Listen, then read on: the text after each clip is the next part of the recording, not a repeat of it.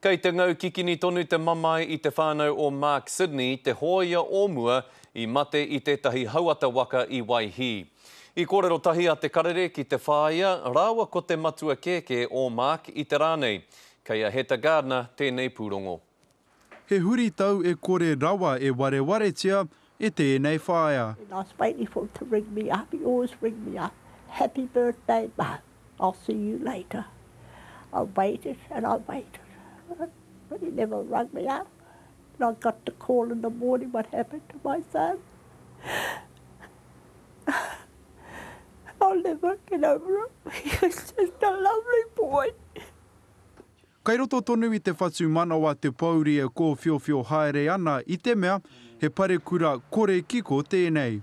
I konei I tuki ngā motuka o Dylan Perkinson rāua ko Mark Sydney. E ai ki ngā whakapai a ngā pirihimana I te tukinga o ngā motuka e rua I haurua tia te motuka o Dylan. I te otinga mai e toru ngā tāngata I mate I tēnei tukinga, te kauminiti noa te tawhiti o Mark I tōna kāinga. Mahue mai ana te wahine me ngā tama a Mark I te ringa kaha o Aitua. Kei te pauri, e te āhua riri, e tika tēnā. O te maumau o te tangata. Gonna be missed by the whole lot of it. He'll be really missed. He rua te kau taua Mark I roto I te ope taua ātū.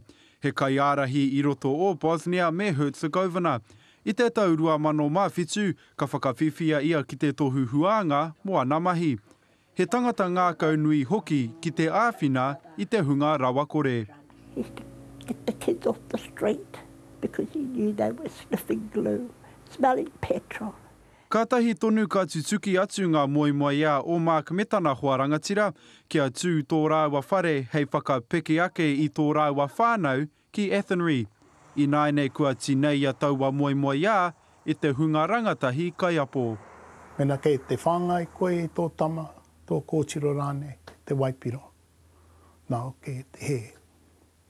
Mena kei te hoko I te tai mo te kānunui, kaha, tere I runga tore, kei te moio, nā wai te he.